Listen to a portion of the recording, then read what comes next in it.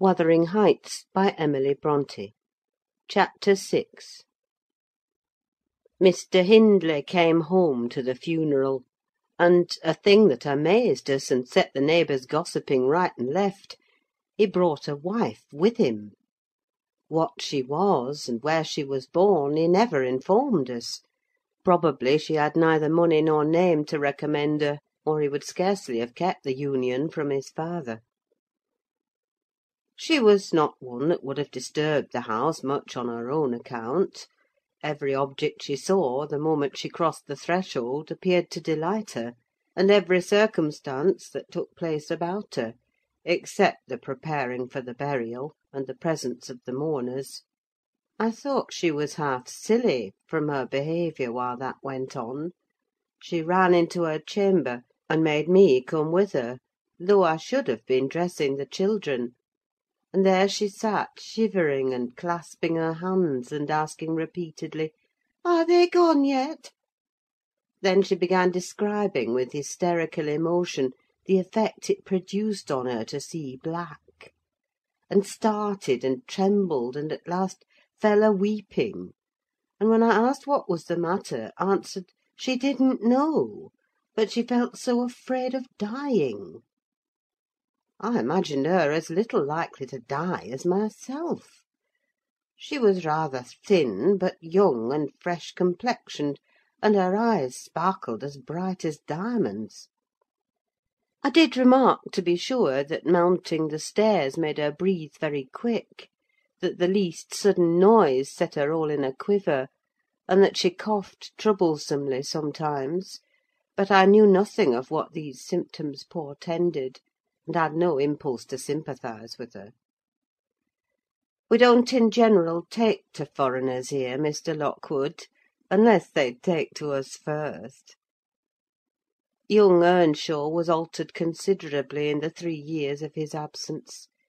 He had grown sparer and lost his colour, and spoke and dressed quite differently; and on the very day of his return he told Joseph and me we must thenceforth quarter ourselves in the back kitchen, and leave the house for him. Indeed, he would have carpeted and papered a small spare room for a parlour, but his wife expressed such pleasure at the white floor and huge glowing fireplace, at the pewter dishes and delf case and dog kennel, and the wide space there was to move about in where they usually sat, that he thought it unnecessary to her comfort, and so dropped the intention. She expressed pleasure, too, at finding a sister among her new acquaintance; and she prattled to Catherine, and kissed her, and ran about with her, and gave her quantities of presents at the beginning. Her affection tired very soon, however; and when she grew peevish, Hindley became tyrannical. A few words from her, evincing a dislike to Heathcliff, were enough to rouse in him all his old hatred of the boy. He drove him from their company to the servants, deprived him of the instructions of the curate, and insisted that he should labour out of doors instead, compelling him to do so as hard as any other lad on the farm. Heathcliff bore his degradation pretty well at first, because Cathy taught him what she learned, and worked or played with him in the fields. They both promised fair to grow up as rude as savages, the young master being entirely negligent how they behaved, and what they did, so they kept clear of him. He would not even have seen after their going to church on Sundays, only Joseph and the curate reprimanded his carelessness when they absented themselves, and that reminded him to order Heathcliff a flogging, and Catherine a fast from dinner or supper. But it was one of their chief amusements to run away to the moors in the morning, and remain there all day; and the after punishment grew a mere thing to laugh at. The curate might set as many chapters as he pleased for Catherine to get by heart, and Joseph might thrash Heathcliff till his arm ached: they forgot everything the minute they were together again; at least, the minute they had contrived some naughty plan of revenge. And many a time I've cried to myself to watch them growing more reckless daily, and I not daring to speak a syllable, for fear of losing the small power I still retained over the unfriended creatures. One Sunday evening it chanced that they were banished from the sitting-room for making a noise, or a light offence of the kind, and when I went to call them to supper I could discover them nowhere. We searched the house above and below, and the yard and stables: they were invisible; and at last Hindley, in a passion, told us to bolt the doors, and swore nobody should let them in that night. The household went to bed, and I, too anxious to lie down, opened my lattice and put my head out to hearken, though it rained, determined to admit them in spite of the prohibition should they return. In a while I distinguished steps coming up the road, and the light of a lantern glimmered through the gate. I threw a shawl over my head, and ran to prevent them from waking Mr. Earnshaw by knocking. There was Heathcliff, by himself. It gave me a start to see him alone. "Where is Miss Catherine?" I cried hurriedly. "No accident, I hope?" "At Thrushcross Grange," he answered; "and I would have been there too, but they had not the manners to ask me to stay." "Well, you will catch it," I said. "You'll never be content till you are sent about your business. What in the world led you wandering to Thrushcross Grange?" "Let me get off my wet clothes, and I'll tell you all about it, Nelly," he replied.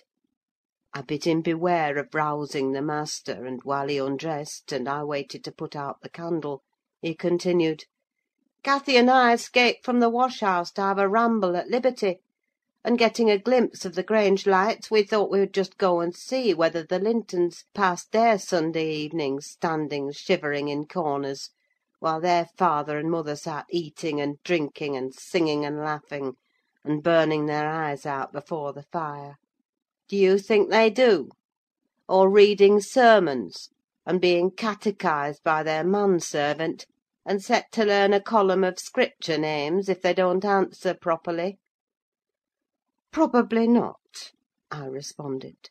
"They are good children, no doubt, and don't deserve the treatment you receive for your bad conduct." "Don't cant, Nelly," he said. "Nonsense! We ran from the top of the Heights to the park without stopping, Catherine completely beaten in the race because she was barefoot. You'll have to seek for her shoes in the bog to–morrow. We crept through a broken hedge, groped our way up the path, and planted ourselves on a flower–plot under the drawing–room window. The light came from thence; they had not put up the shutters, and the curtains were only half closed. Both of us were able to look in by standing on the basement and clinging to the ledge, and we saw—ah, it was beautiful!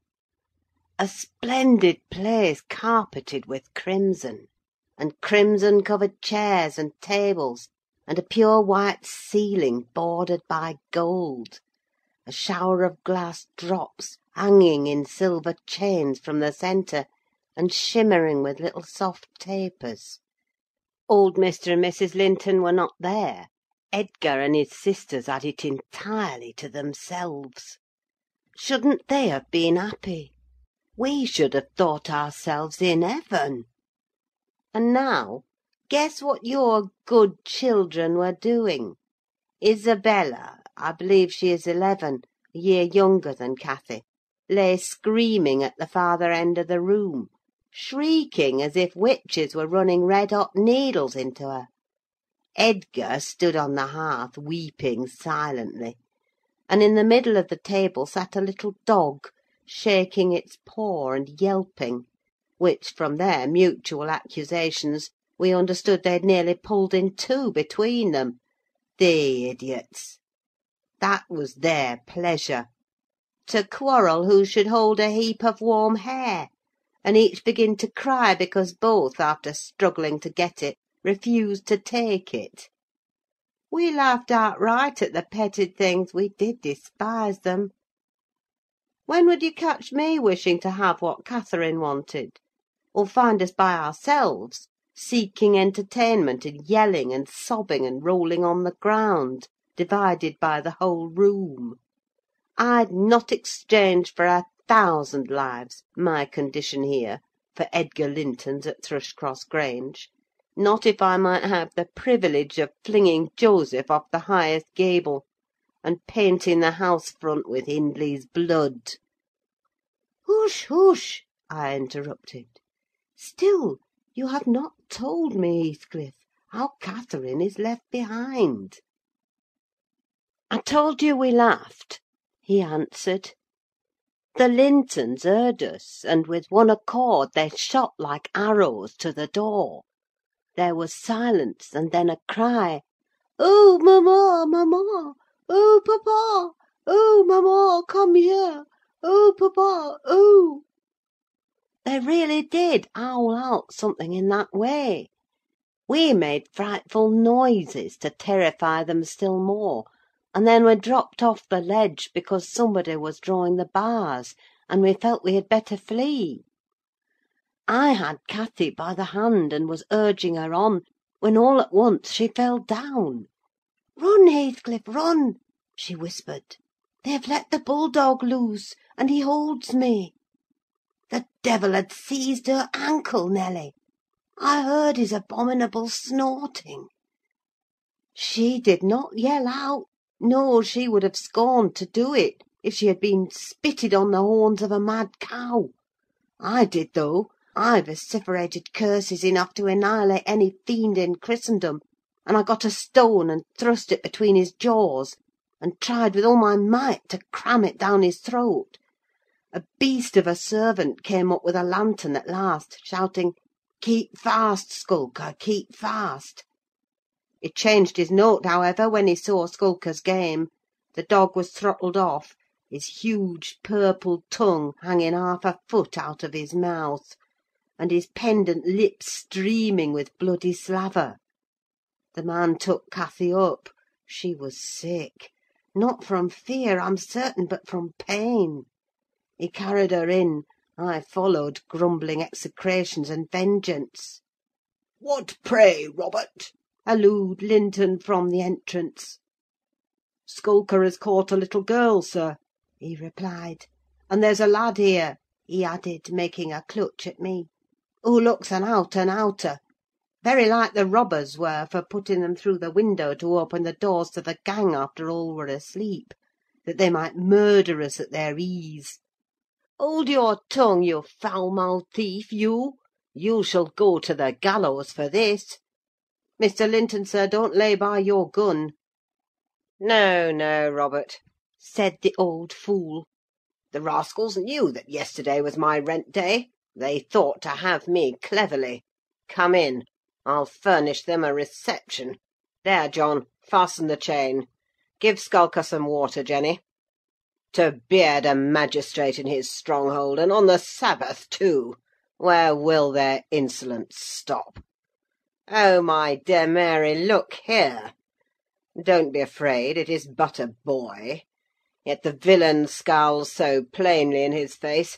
Would it not be a kindness to the country to hang him at once, before he shows his nature in acts as well as features?" He pulled me under the chandelier, and Mrs. Linton placed her spectacles on her nose, and raised her hands in horror. The cowardly children crept nearer also, Isabella lisping, "Frightful thing! Put him in the cellar, papa. He's exactly like the son of the fortune-teller that stole my tame pheasant. Isn't he, Edgar?" While they examined me, Cathy came round. She heard the last speech, and laughed. Edgar Linton, after an inquisitive stare, collected sufficient wit to recognise her. They see us at church, you know, though we seldom meet them elsewhere.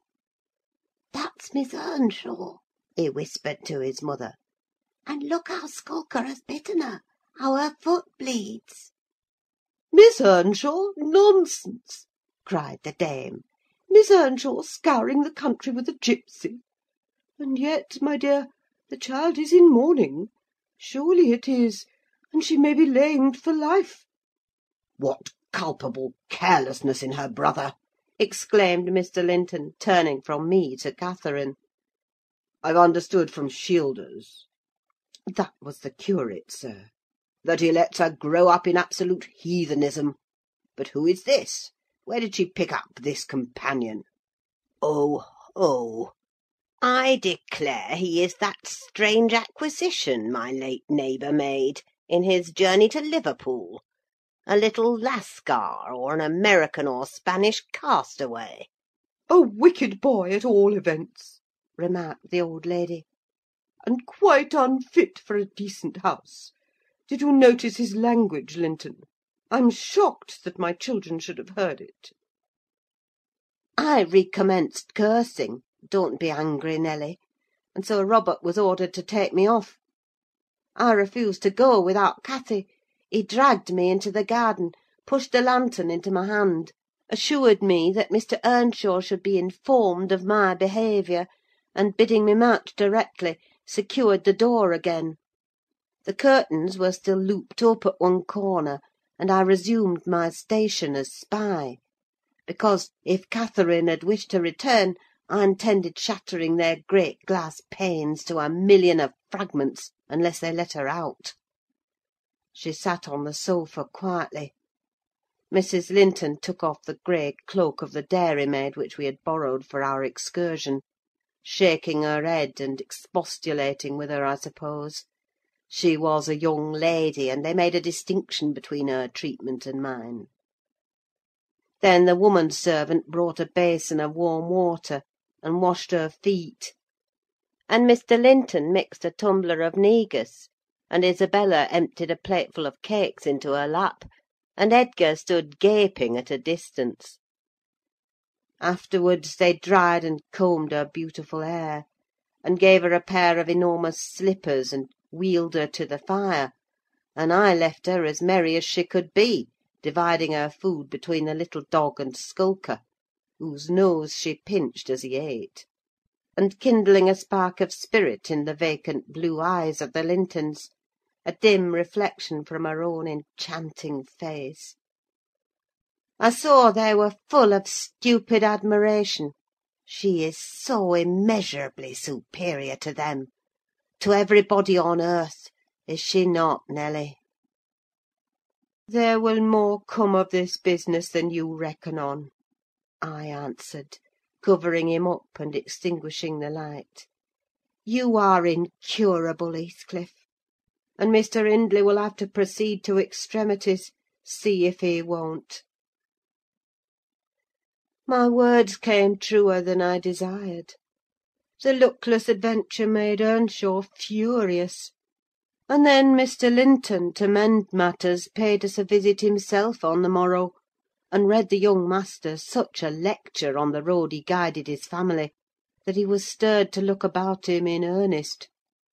Heathcliff received no flogging, but he was told that the first word he spoke to Miss Catherine should ensure a dismissal; and Mrs. Earnshaw undertook to keep her sister-in-law in due restraint when she returned home, employing art, not force. With force she would have found it impossible.